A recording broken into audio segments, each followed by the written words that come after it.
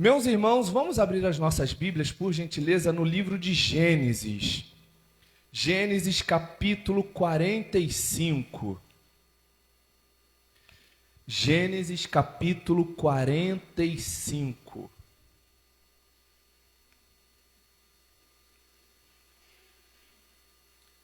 Quem achou, diga amém. Pouco amém para muita gente. Quem achou, diga amém. Gênesis capítulo 45, nós vamos ler os primeiros 8 versículos. Eu vou pedir que você se atente, por gentileza.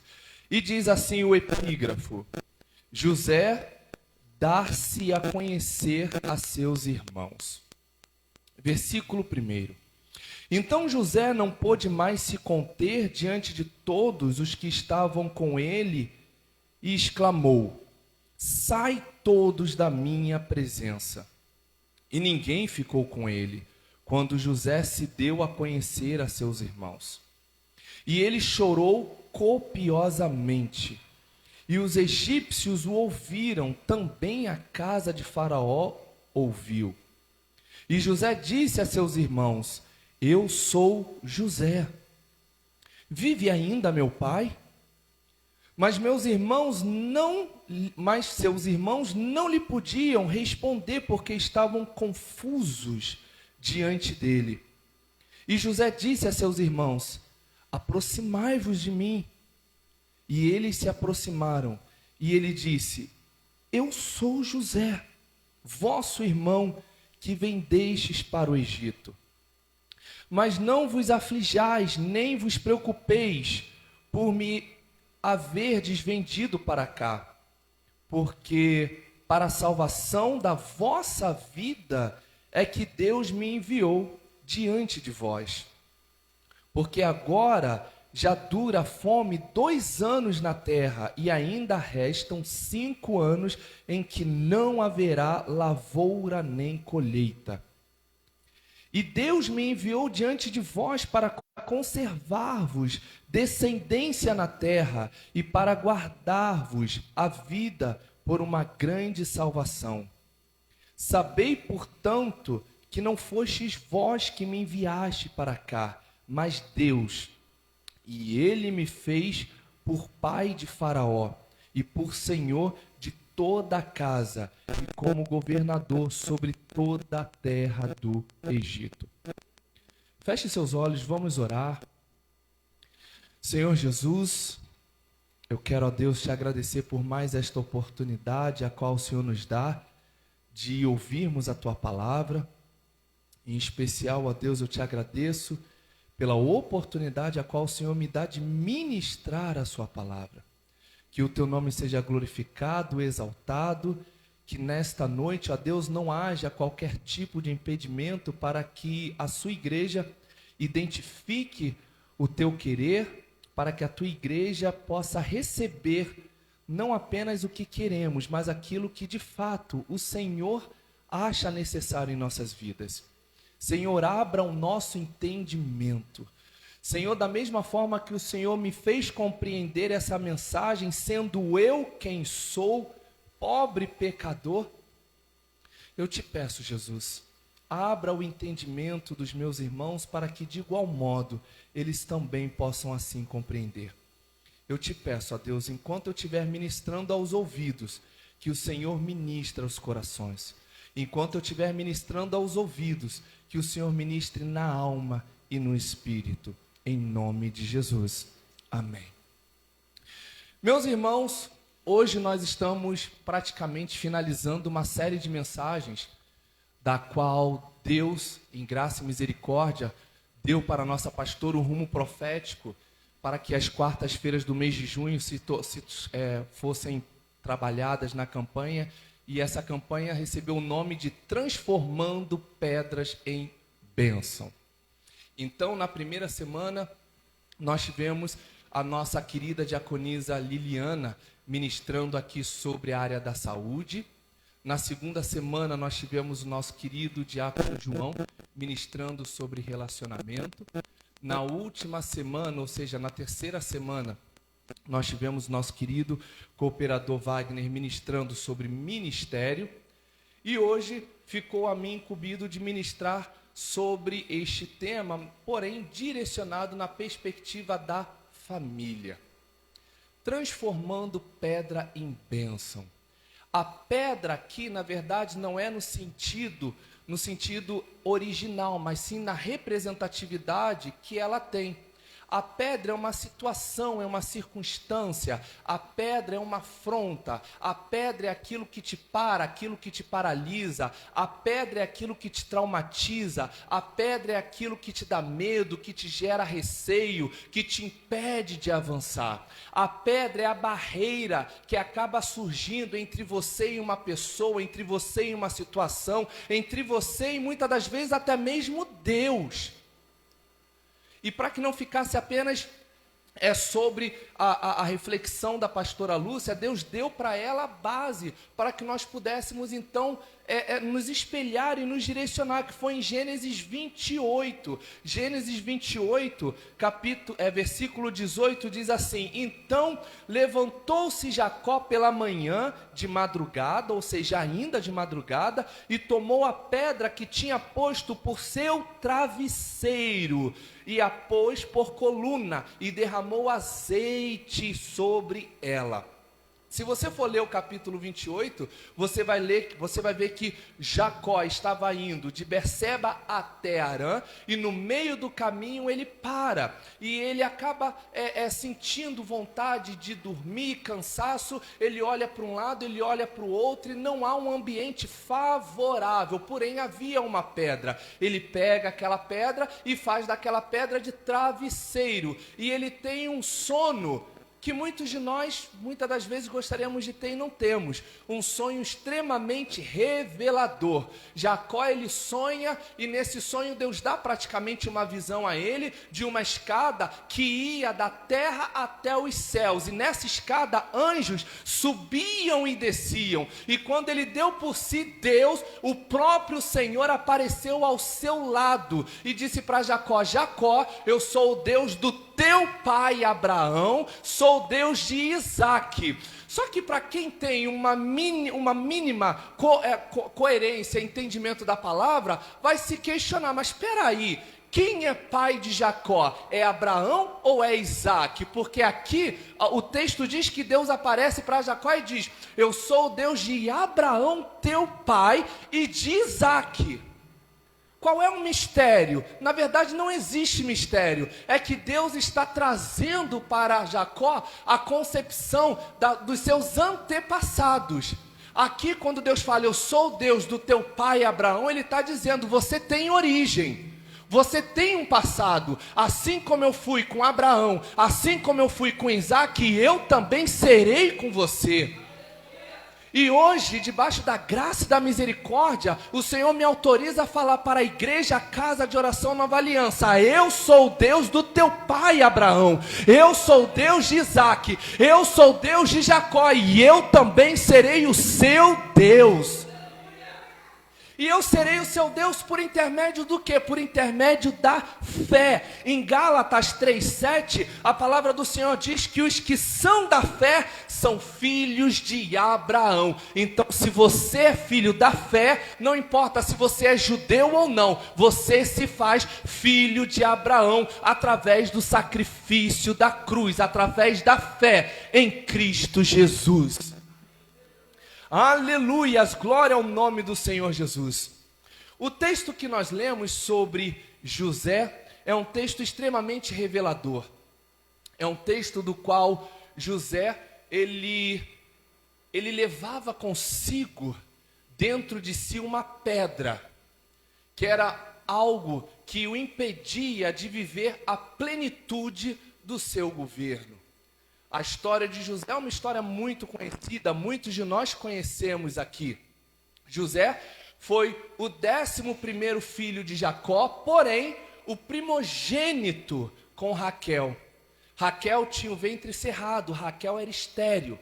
E Jacó queria muito poder gerar filhos com Raquel, mas não conseguia. Então ele gerou com Lia, ele gerou com Zilpa, ele gerou com Bila, mas com Raquel, que era a mulher que ele amava, ele não conseguia gerar. Porém, na sua velhice, Deus o abençoou. Então, dessa relação, o primeiro filho veio a ser José, o que fez de José o preferido entre todos os outros, o que fez de José o queridinho de Jacó. Jacó olhava para José de uma maneira diferenciada, não menosprezando os outros, muito pelo contrário, mas a atenção que Jacó tinha para com José era diferenciada. E uma vez que José tinha uma atenção do pai diferenciada, isso começou a gerar ódio e inveja em seus irmãos. E isso a gente vê claramente em Gênesis 34, 37 e 4. A gente vê, a palavra do Senhor deixando bem claro que pelo fato de Jacó tratar José de uma maneira diferenciada, isso despertou, isso gerou inveja e ódio em todos, não foi em um, nem dois, nem três, foi em todos os irmãos de José. E isso não é muito diferente dos dias de hoje, né?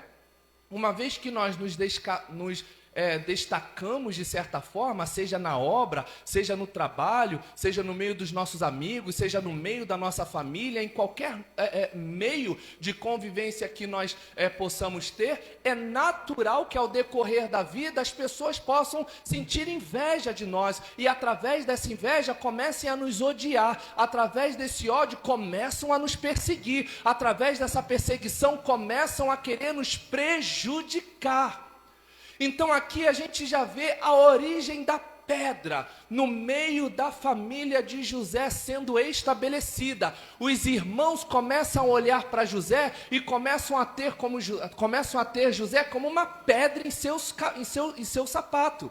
Eles olham para José, mas não olham mais como um irmão. Eles olham para José e zombam, dizendo: lá vem o sonhador, com ironia, justamente zombando daquilo que Deus tinha com José. E se você olhar para a minha vida e para a vida de vocês, conosco não é diferente. Muitas pessoas zombam, muitas das vezes, daquilo que Deus tem conosco. As pessoas não entendem, mas pelo fato de nos invejarem, pelo fato de nos odiarem, pelo fato de quererem motivos para nos criticar, começam a zombar de nós, começam a querer nos taxar de palhaço, começam a nos ter como uma pedra no sapato deles, quando a gente, na verdade, às vezes nem sabe de nada. Quantas vezes eu ou você, nós já fomos pegos numa situação que a gente nem sabia, não é verdade? Então, essa pedra foi estabelecida por conta dos irmãos. Os irmãos começaram a olhar para José como uma pedra no sapato deles, uma pedra que incomodava, a ponto deles terem a ideia: precisamos nos livrar de José. E o que faremos? Vamos matar José. Só que aí vem Rubem, o irmão mais velho, e diz: não, matar não, porque senão eu vou ter que restituir meu pai. Então Rubem se ausenta e os irmãos jogam ele na cisterna e posteriormente eles veem uma caravana de ismaelitas passando um pouco mais longe e eles pensam: já que a gente não pode matar, a gente pode vender, porque a gente pode tirar um proveito disso. E é isso que acontece também comigo e com você. As pessoas não podem matar a gente, as pessoas não podem matar o que a gente tem com Deus, as pessoas não podem matar o nosso ministério, as pessoas não podem matar os nossos sonhos, mas infelizmente podem nos vender. E eles nos vendem justamente para os nossos inimigos, porque os ismaelitas eram um povo rival, pode-se dizer assim, do povo de Isaac. E quando eu falo de Isaac, eu estou falando de Jacó, porque Jacó era descendente de Isaac. Então ali os filhos de Jacó estão vendendo José para um povoado que era praticamente rival. Dali então você já conhece também a história. José então foi vendido para os ismaelitas. Chegando no Egito, José é vendido mais uma vez como escravo. E ele vai então para a casa de Potifar, que era um mordomo, era um capitão de Faraó. E quando isso acontece, que José ele passa a trabalhar na casa de Potifar, acontece algo muito interessante, negativo, mas interessante. Por quê? a graça de Deus começa a se manifestar sobre a vida de José. E tudo aquilo que José fazia prosperava. Tudo aquilo que José tocava prosperava, se multiplicava. E quando Potifar identifica que a graça do Senhor estava sobre a vida de José, o que Potifar pensa? Eu vou dar os meus bens, eu vou dar a administração da minha casa para que José administre. Então tudo aquilo que ele fizer, eu vou me dar bem. E o que eu vejo aqui? Eu vejo o primeiro caso de exploração espiritual na Bíblia. Como assim exploração espiritual? Exploração espiritual. Tudo aquilo que José tocava, multiplicava. Mas era de José ou de Potifar? De José ou de Potifar, igreja? De José ou de Potifar? De Potifar. Tudo aquilo que José tocava se multiplicava e era bem sucedido, mas nada daquilo que se multiplicava em suas mãos era dele, era de Potifar. Então aqui havia uma exploração espiritual, aqui havia um aproveitamento. E torno a repetir, nos dias de hoje é o que muito acontece. Quer ver só um dos métodos dos quais as pessoas se aproveitam e exploram muitos de nós espiritualmente? É quando elas estão em casa e falam assim: Diácono Mauro, ora por mim. Mas espera aí, você não pode ir, vamos para a igreja comigo. Vamos orar comigo. Mas não, ora por mim, irmã Erenice. Isso é uma exploração espiritual. Exatamente. E não deixa de ser uma exploração espiritual, porque eu sei que a minha irmã Erenice tem acesso direto, eu sei que a minha irmã Ana, ela consegue ter uma vida reta, ela consegue chamar a atenção de Deus, ela consegue ter uma vida de jejum, de oração. Eu não consigo, mas a minha irmã consegue, o meu irmão consegue, o meu irmão João consegue. Então para mim às vezes é muito mais fácil falar assim: João, ora por mim, batalha por mim. Isso é uma exploração espiritual. É um dos primeiros casos, a Bíblia relata alguns outros, mas eu vou ficar só por aqui para não cansar muito a mente de vocês. Então José passa a trabalhar na casa de Potifar, e ele chama a atenção de Potifar pela graça de Deus, e do outro lado chama a atenção da esposa de Potifar pelo seu físico, né? Pela maneira como ele era. E por diversas formas a esposa de Potifar tenta assediá-lo, e graças a Deus, em todas essas vezes, José resiste às tentações. Só que certa vez a esposa de Potifar arma uma cilada e consegue incriminá-lo. E com isso, José vai para a cadeia. Estando na cadeia, eu estou fazendo um resumo, amém? Para que vocês possam entender o texto que nós lemos aqui. Chegando na cadeia, a graça do Senhor também era sobre José. Por quê? Porque em meio aos prisioneiros, José também se destacou, a ponto do carcereiro entregar a administração do cárcere para José. Olha, eu não sei se vocês conseguem entender como que um carcereiro vai dar a administração do cárcere para um preso. É muita graça, é muita mão de Deus, é muito amor de Deus sobre a vida de José. Ou seja, aqui fica claro que dependente de estar na casa de Potifar, independente de estar na prisão, a graça do Senhor seguia, a graça do Senhor era sobre José. E a minha oração é que independente de onde você esteja, independente do cenário que você esteja passando, que você reconheça a graça do Senhor sobre a sua vida. Aleluias, aleluias. Daí por diante, José começa então a interpretar alguns sonhos dos prisioneiros. E eu não sei vocês, mas biblicamente, José foi o primeiro e último governador do Egito. Não houve mais nenhum governador.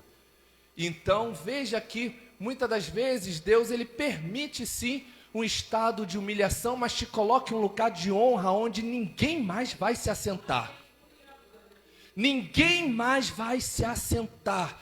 Aleluias, louvado seja o nome do Senhor. Depois então, José ele começa a governar, passa pelos 7 anos de bonança e até que chega os 7 anos de escassez.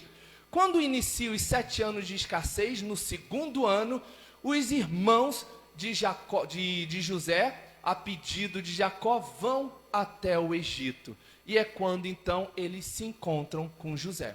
Eles se encontram com José, José os reconhece, mas não se revela, arma toda uma cilada para saber se a família está bem, se o irmão Benjamim está bem, se o pai está bem, e arma uma cilada para que eles trouxessem Benjamim, até que chega o momento da grande revelação, que é o texto que nós lemos. No versículo 1, a palavra do Senhor diz assim: a essa altura, José não podia mais conter-se diante de todos que ali estavam, e gritou: façam sair todos.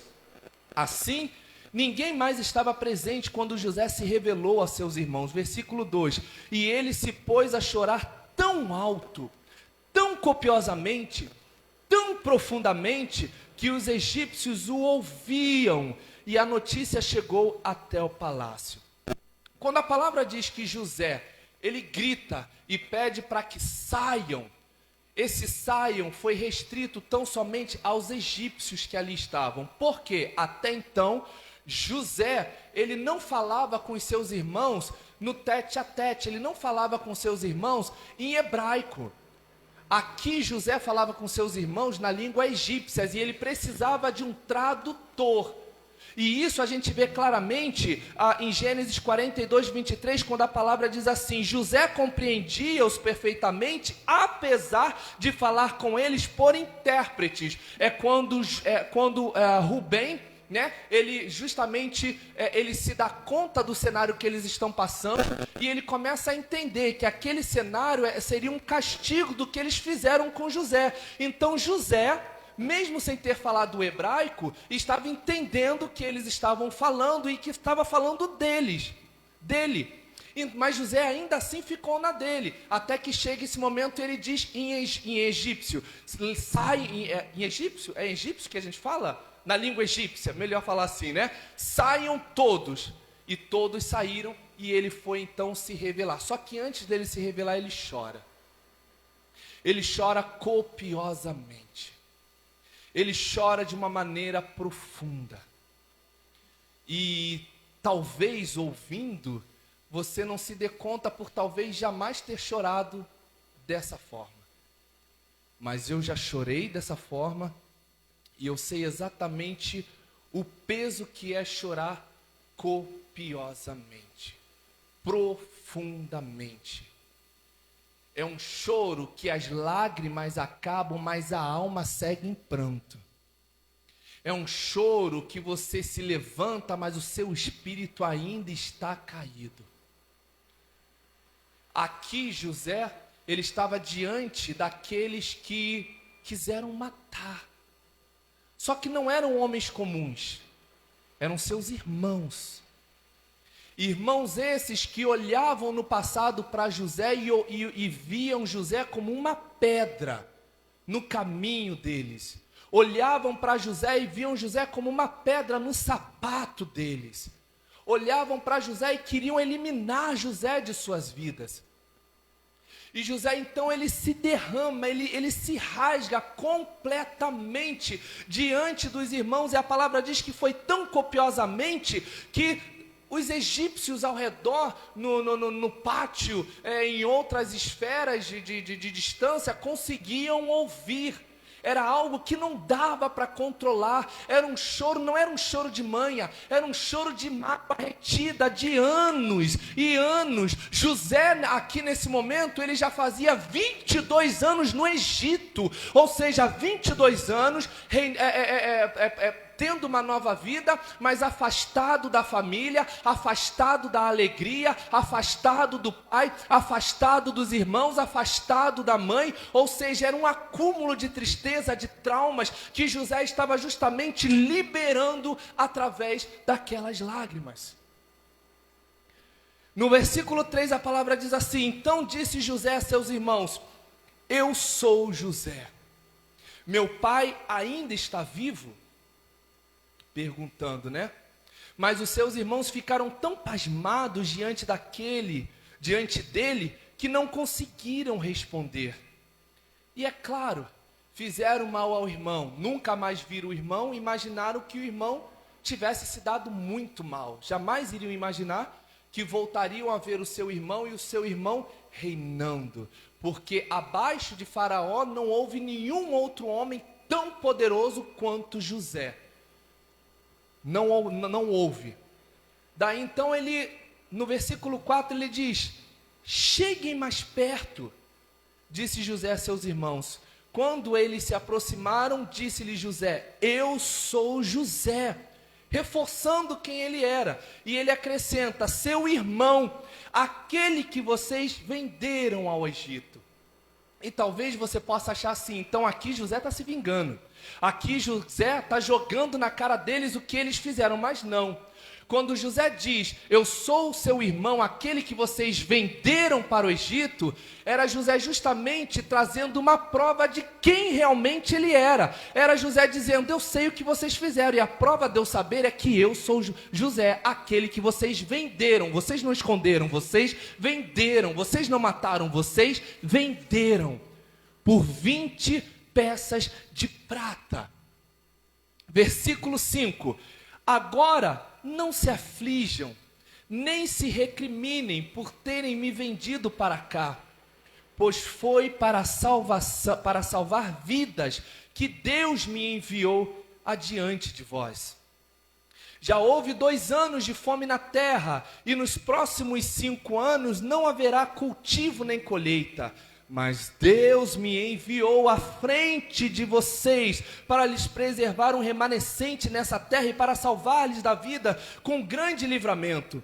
Versículo 8. Assim não foram vocês que me mandaram para cá, mas sim o próprio Deus. Ele me tornou ministro de Faraó e me fez administrador de todo o palácio e governador de todo o Egito. Aqui eu vejo José lidando com seus irmãos com maturidade. Aqui José, apesar de ainda estar em Gênesis, mas ele consegue traduzir em suas atitudes o que está escrito em Romanos 8:28, que diz: e sabemos que todas as coisas contribuem juntamente para o bem daqueles que amam a Deus. José aqui já estava entendendo que tudo que ele tinha passado estava contribuindo para o seu bem, e não apenas para o seu bem, mas para o bem de sua família. Aleluias, glória ao nome do Senhor Jesus. E ele diz: Deus me enviou. No versículo 5 ele finaliza dizendo: Deus me enviou diante de vós. No versículo 7 ele diz: mas Deus me enviou à frente de vós. No versículo 8 ele diz: assim não foram vocês que me mandaram para cá, mas sim o próprio Deus. Então entenda, José aqui, ele estava com uma maturidade formada, sólida. Ele entendia que todos os percalços que ele tinha passado, na verdade, faziam parte do plano de Deus, um plano de salvação. Por isso que José, inclusive, é um dos personagens que tipificam Jesus, porque através de José houve a manutenção da vida, só que da vida terrena, e através de Jesus a manutenção da vida eterna. Aleluias, glória ao nome do Senhor. O que me chama muita atenção no versículo 8 em especial, é que ele diz assim: e ele, Deus, o Senhor, ele me tornou ministro de Faraó e me fez administrador de todo o palácio e governador do Egito.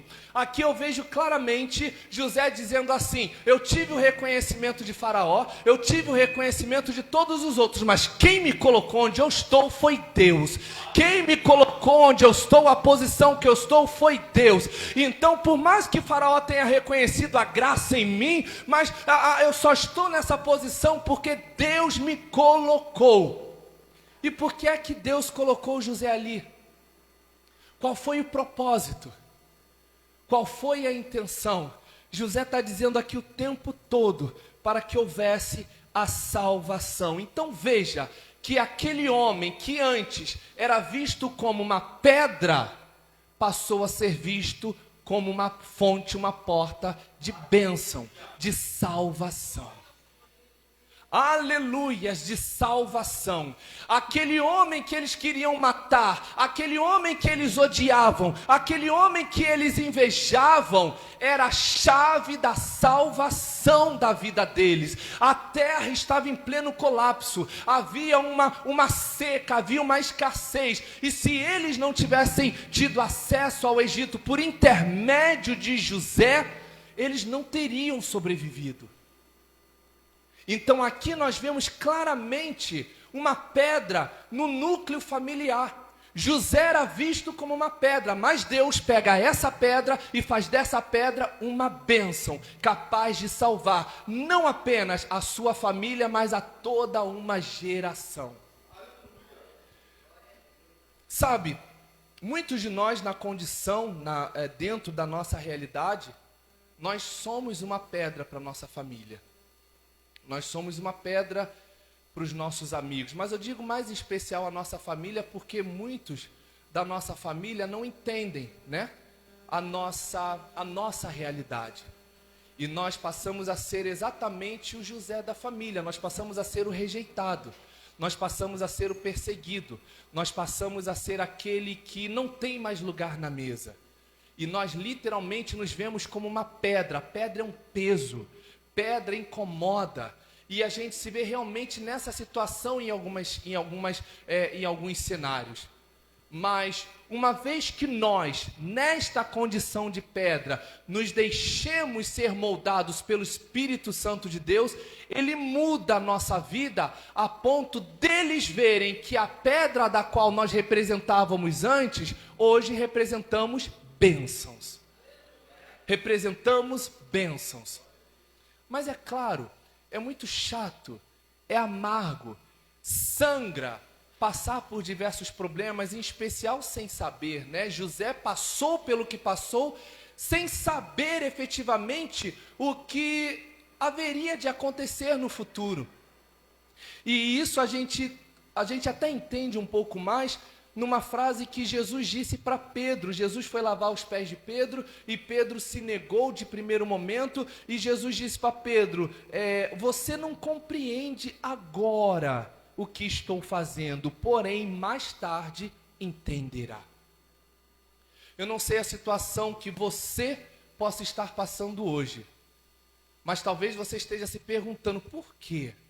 Eu não estou entendendo. Eu não estou compreendendo, eu não estou vendo luz no fim do túnel. Deus está falando, você não está vendo e você não vai ver, apenas confie, apenas tenha fé, apenas acredite que eu estou caminhando com você do seu lado, mas está tudo uma escuridão, não se preocupe, apenas pegue na minha mão, porque eu que vou te guiar no meio dessa escuridão. Então, da mesma forma que Jesus falou para Pedro, eu reforço essa palavra. Eu e vocês, muitos de nós, muitas das vezes, não entendemos agora. Porém, entenderemos mais tarde. E para que confirme de igual modo essa palavra, no livro de Eclesiastes 7:8, a palavra do Senhor diz assim, melhor é o fim das coisas do que o princípio delas. E assim foi com José. Ele teve um começo, de certa forma, maravilhoso, porque ele era um filho esperado, mas o seu crescimento, a sua infância foi de perseguição, a sua juventude foi de choro, de lágrimas, porque aos 17 anos ele foi vendido, ele se viu como um mordomo, depois como um preso, como um escravo, mas Deus o abençoou e fez de José, à vista dos irmãos, uma pedra a se tornar uma bênção. E a minha oração é que hoje você saia daqui de fato querendo se tornar uma bênção. Você não é uma pedra no meio da sua família. Não aceite esse cargo, não aceite esta posição. Muitos de nós, dentro da nossa realidade, como eu já bem disse aqui, vêm até mesmo para a igreja, consegue sentir Deus, louva, glorifica a Deus, mas ao ir embora, eles vão embora com esse mesmo sentimento. Eu não sou digno, eu sou uma pedra. Eu sou uma pedra na vida da minha mãe, eu sou uma pedra na vida do meu pai, eu sou uma pedra até mesmo na vida do meu companheiro, da minha companheira, dos meus amigos, eu sou uma pedra até mesmo dentro do ministério. Mas Jesus está dizendo, se você se vê como uma pedra, aproveite que você se reconhece como uma pedra e passe a ser uma bênção. Porque eu estou aqui para te moldar, eu estou aqui para te formar, eu estou aqui para te edificar. Eu estou aqui para transformar o que é pedra em bênção. Assim como Jacó se aproveitou daquela pedra para ter um sono revelador, eu também quero transformar você em uma bênção, para falar muito daquilo que eu quero à minha igreja. Amém? Então que Deus possa reforçar essa palavra na vida de todos vocês. Fiquemos de pé em nome de Jesus. Como eu falei, muitos de nós, muitas das vezes, nos sentimos uma pedra, né? E talvez você, às vezes, nem perceba, mas existe um sentimento oculto dentro de você. Existe algo que não te deixa viver um evangelho em sua plenitude. Existe algo que não te deixa viver a sua relação em plenitude, os seus sonhos, os seus ideais, os seus projetos em plenitude, justamente porque você se vê uma pedra. Mas como eu tentei, né? Porque a gente tenta, quem faz a obra é o Espírito Santo. Como eu tentei passar para vocês já todo esse tempo, se você se reconhece como uma pedra, prepare-se, porque Deus quer fazer de você uma bênção. José, ele teve tudo. José teve o reino do Egito nas mãos. Depois de Faraó, José foi o maior. Só que ele não viveu o seu governo em plenitude, porque ainda existia algo dentro dele. E talvez possa existir dentro de você. O que eu não vejo, Deus vê. E é lá que Ele vai tocar, se você permitir. Então feche seus olhos, vamos orar. Senhor Jesus, Espírito Santo de Deus, Deus Todo-Poderoso, queremos, ó Deus, te pedir neste momento que o Senhor possa trabalhar em nossas mentes, possa trabalhar em nossos corações, em nossa alma, em nosso espírito, ó Deus, nos fazendo entender e compreender essa palavra, Deus. Que essa palavra possa ser uma palavra libertadora, Senhor. Que cada um de nós possamos sair daqui nesta noite, ó Deus, em nome de Jesus, ó Pai, refletindo que nós não somos pedra. E ainda que talvez reconheçamos-nos, ó Deus, como pedra, que sejamos pedra em Tuas mãos, para que o Senhor nos transforme em bênçãos. Senhor, eu te peço que toda relação corrompida, desestruturada, com falhas, com brechas, ó Deus, no meio familiar nesta noite, ó Pai, possam ser reparadas pelo Teu Espírito. Senhor, mágoas, Senhor, angústias, medos, receios, traumas, ó Deus, que muitos de nós, muitas das vezes, trazemos conosco como pedras nos nossos pés, no nosso sapato. Eu te peço, ó Deus, trabalhe em nossa vida para que hoje consigamos deixar aqui, ó Deus, no seu altar, ó Pai. Que hoje sejamos livres de todo julgo, que hoje sejamos libertos de toda acusação, que hoje, ó Deus, sejamos, ó Deus, livres, ó Deus, para te adorar, para te glorificar, sem qualquer opressão, Senhor, que possa nos aprisionar. Eu te peço, ó Deus, toca onde eu não posso tocar. Eu posso falar aos ouvidos, mas só o Senhor pode falar no Espírito. Então eu te peço, ó Deus, entra, Deus. O Senhor conhece o mais profundo do nosso coração. Vai lá, Senhor, aonde existe uma mágoa, aonde existe uma tristeza, assim como havia na vida de José durante anos. Eu te peço, ó Deus, tira toda a crosta, tira toda a casca. Senhor, descobre, ó Deus, toda a dor e tira de nossos corações, tira de nossas mentes tudo aquilo que foi falado para nós outrora, tudo aquilo que foi lançado sobre nós outrora. Eu te peço que em poder e autoridade, sobre o poder que existe no teu nome, no nome do Senhor Jesus de Nazaré, que hoje seja quebrado, destruído e lançado fora, não apenas hoje, mas para todo sempre, em nome de Jesus. Em nome de Jesus. E a igreja diga amém. Podei vos assentar em nome de Jesus.